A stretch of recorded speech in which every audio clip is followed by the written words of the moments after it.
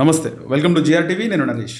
మనతో పాటు political strategist, political analyst Ajay Maruthi Rao గారు ఉన్నారు. మాట్లాడదాం సార్. నమస్తే. నమస్తే. మొత్తానికి రేవంత్ రెడ్డి హవా అయితే ఇప్పుడు నడుస్తుందని చెప్పుకోవచ్చు. హైకమాండ్ వీక్ ఉంది, అందుకే రేవంత్ రెడ్డి బాగా నడుస్తుంది అనుకోవచ్చు.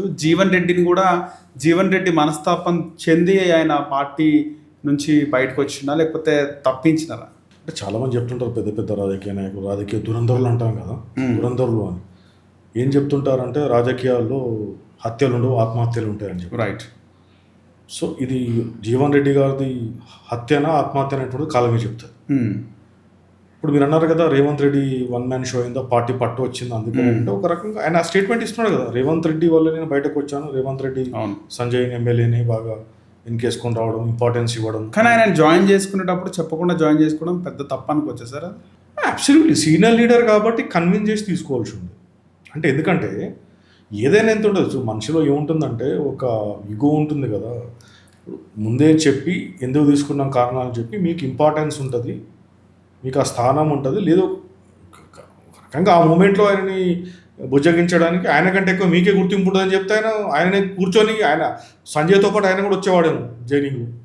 బట్ ఏమైందంటే ఇక్కడ మరి ఇందాకన్న దానికి అంటే డెఫినెట్లీ రేవంత్ రెడ్డి పట్టు అయితే బిగించాడు. ఆఫ్టర్ పంచాయత్ జూబిలీస్ స్టార్ట్ అయ్యి జూబిలీస్ పంచాయత్ మున్సిపల్ ఎలక్షన్స్ రిజల్ట్ తర్వాత ఆయన గ్రూప్ అనేటువంటిది ఒకటి ఖచ్చితంగా స్ట్రాంగ్గా ఆయన ఈజ్ మేకింగ్ షూర్ దట్ అతని గ్రూప్ని బాగా బలంగా చేసుకుంటున్నాడు, అందులో డౌట్ లేదు. జీవన్ రెడ్డి బయటకు రావడం అనేటువంటిది ఆయన గుర్తింపు రావడం లేదన్నా లేకపోతే కారణాలు ఏమేమి ఉన్నాయి అనేటువంటిది మనకి ఇంకా బయటకు రావాల్సిన అవసరం ఉన్నది. చూడాలి. అంటే ఇప్పుడు పార్టీలో ఉన్నప్పుడు కాంగ్రెస్ పార్టీలో ఉండే టీఆర్ఎస్ పార్టీ నుంచి కాంగ్రెస్లోకి డిఫెక్ట్ అయిన ఎమ్మెల్యే ఇబ్బంది పెడుతున్నాడని భావించిన అతను ఇప్పుడు వేరే పార్టీలోకి వెళ్తే రిజిగ్నేషన్ ఇచ్చిన తర్వాత రాజీనామా చేసి వేరే పార్టీలోకి వెళ్ళినప్పుడు మరి అప్పుడు టార్చర్ మామూలుగా ఉంటుందా? డెఫినెట్లీ సంజయ్ టార్గెట్ చేయడం అంతకంటే ఇంకా గట్టిగా ఉధృతంగా టార్గెట్ చేస్తాడు. కాంగ్రెస్ పార్టీ మొత్తం టార్గెట్ చేస్తుంది, రేవంత్ రెడ్డి కూడా టార్గెట్ చేస్తాడు ఆ మాటకి చెప్పాలంటే. రైట్. మరి ఎలా ఎదుర్కొంటాడు అపోజిషన్ పార్టీలో ఉండి? సో ఆ పార్టీలో నుండి సర్వైవ్ అయితే బాగుంటుండే, అంతేనా? అంటే నేను అనేది ఏంటి అంటే ఆయన అంత సీనియరు, రాజకీయం అంత అనుభవం ఉన్న వ్యక్తి, 6-7 సార్లు గెలిచిన వ్యక్తి, మరి అంత పెద్ద వ్యక్తి మంచి సరే ఓటమి గెలుపులు సహజం కానీ బట్ స్టిల్ అంత పెద్ద వ్యక్తి కొంచెం తొందరపడ్డాడేమో అనిపించింది నాకు. ఓకే.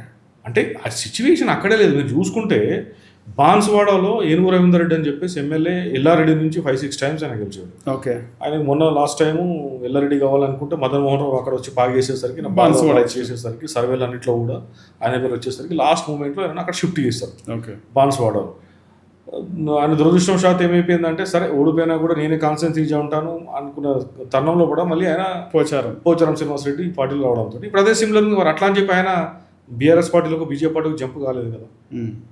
వాళ్ళు అక్కడ సమన్వయంతో ఉన్నారా సార్? సమన్వయం ఏం లేదు, పోటీ ఘర్షణ వాతావరణమే. ఓకే. కానీ కెమెరాలో మీడియా ఎక్కలేదు, అంతే, మీడియాలోకి ఎక్కలేదు. వచ్చింది, మీడియాలో కూడా చాలాసార్లు వచ్చింది, ఈ మధ్యలో తగ్గింది. ఈ 6 నెలల నుంచి పెద్దగా వార్త లేదు కానీ బాగా రోజు నడుస్తూనే ఉంటుంది అక్కడ. మొన్న జగిత్యాలలో కూడా మున్సిపాలిటీస్లో ఇండిపెండెంట్ నిలబెట్టాడు ఎవరు, మన జీవన్ రెడ్డి గారు సీట్లేమీ గెలిచారు. సంజయ్ కూడా ఆయన ఆయన ఆయన ఇండిపెండెంట్ కొంతమందికి సపోర్ట్ చేశాడు. వీళ్ళంతా తీరా లాస్ట్కి వచ్చేసరికి మళ్ళీ కాంగ్రెస్ సంబంధించిన వ్యక్తి మళ్ళీ అక్కడ చైర్పర్సన్ అయింది. ఓకే. సో ఇవన్నీ రాజకీయాల్లో ఏంటంటే ఇదంతా జరుగుతూనే ఉంటుంది. బట్ నేనేది అంత కాంగ్రెస్ ఫస్ట్ టీడీపీ నుంచి గెలిచాడు జీవన్ రెడ్డి ఫస్ట్లో. కొంతమంది మాట్లాడుతున్నారు కదా, ఎన్టీఆర్కి వెన్నుపోటు పోల్చినాడు, ఎన్టీఆర్ని మోసం చేసి వెన్నుపోటు అని చెప్పిన మంత్రిగా కూడా ఇచ్చారు అప్పుడు ఫస్ట్ టీడీపీలో. తర్వాత ఏమైంది సార్? అయితే తర్వాత కాంగ్రెస్లోకి వచ్చాడు. కానీ రాజశేఖర్ రెడ్డి టీం ఉండేనా సార్ కాంగ్రెస్లో?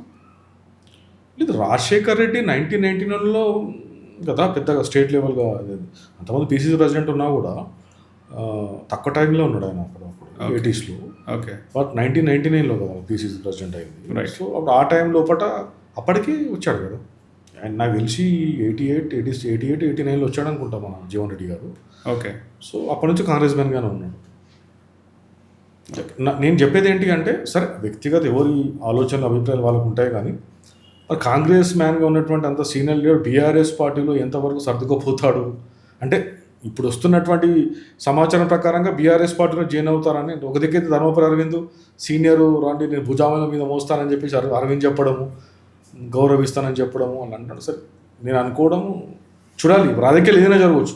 Okay. You won't be surprised ఇంత డ్రామా నడిచిన తర్వాత మళ్ళీ హైకమాండ్ నుంచి ఎవరైనా రంగంలో దిగి వాళ్ళకి కానీ చాలా మంది పై మంత్రులు శ్రీధర్ బాబు కానీ మహేష్ కుమార్ గౌడ్ వీళ్ళందరి పై కూడా మాట్లాడినారు కూడా, ఆయన డెసిషన్ మార్చుకోలేదు సార్.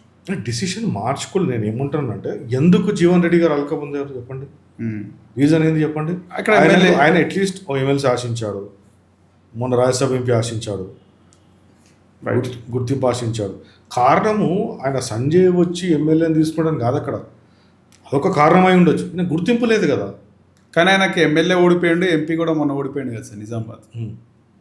అవును, కాంగ్రెస్ వాళ్ళు అదే ఎమ్మెల్యే ఇచ్చినారు, ఓడిపోయిన ఎంపీ కూడా ఇచ్చినారు. కాంగ్రెస్ ఏం తక్కువ చేసింది?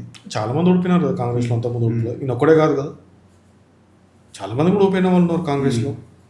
రాజ్యసభ అయినా ఇచ్చేది ఉందంటారా మొన్న భీమ్ నరేందర్ రెడ్డికి ఇచ్చినారు? దురదృష్టవశాత్తు రాజ్యసభ సీట్లు అంతా బిజినెస్ మెన్లకి వాళ్ళ అనుచరులకి అంత. రాజ్యసభ అంటే కొంత పార్టీ సీనియర్స్కి ఇంటెలెక్చువల్స్కి అట్లాంటి వాళ్ళకి సీట్స్ ఇచ్చేవాళ్ళు జనరల్గా. ఓకే.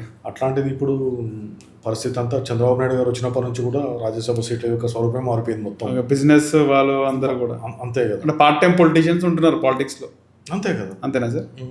అట్లా అయిపోయింది పరిస్థితి అంతా కూడా. సో పార్టీ అవసరాలు వాళ్ళ దాన్ని బట్టి డబ్బులు అది ఓన్లీ నీ కాంగ్రెస్ టీడీపీ అని కదా, ఈవెన్ బీఆర్ఎస్లో అదే పరిస్థితి కదా.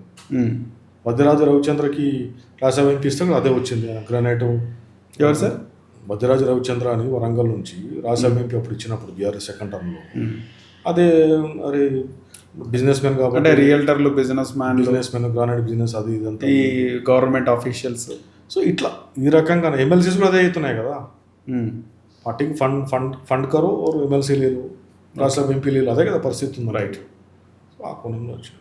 మొత్తానికి జీవన్ రెడ్డి వల్ల కాంగ్రెస్కి ఎంత ఎఫెక్ట్ ఉంటుంది అంటారు సార్?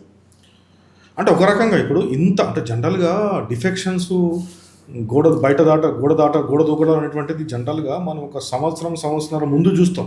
ఓకే. ఎలక్షన్కి సుమారుగా 3 జమిలీ ఎలక్షన్స్ అనేటువంటిది ఖచ్చితంగా అనేటువంటి ఈ సందర్భంలో డెఫినెట్లీ 2029 ఏప్రిల్ ఆర్ మేలోనే ఉంటుంది మనది ఖచ్చితంగా. తెలంగాణ, ఏపీ, మధ్యప్రదేశ్, ఈ రాజస్థాన్ వాటితో పాటే ఎలక్షన్స్ అయ్యే ఛాన్స్ ఉంది, ఛత్తీస్గఢ్ వాటితో. కాబట్టి ఇంకా ప్రిసైజ్లీగా చెప్పాలంటే ఇంకా 3 సంవత్సరాల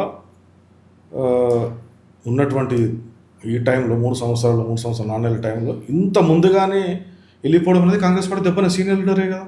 రైట్. ఒక టీఆర్ఎస్లో టీఆర్ఎస్లో జాయిన్ అయితే వాళ్ళకు ఖచ్చితంగా కలిసి వచ్చే అవకాశం, మీలాంటి సీనియర్ లీడర్ బీఆర్ఎస్ వైపు వచ్చాడంటే మేము బలంగా ఉన్నామని చెప్పే అవకాశం ఉంటుంది. ఈ సీనియర్ లీడర్ తోటి రోజు కౌంటర్ చేసేటువంటి అవకాశం ఉంటుంది. ఓకే. ఈ రకంగా ఖచ్చితంగా కాంగ్రెస్కి ఖచ్చితంగా కొంత మైనస్గానే ఉంటుంది, ప్లస్ ఖచ్చితంగా బీఆర్ఎస్కి ప్లస్ అడ్వాంటేజ్గానే ఉంటుంది కదా. Right sir.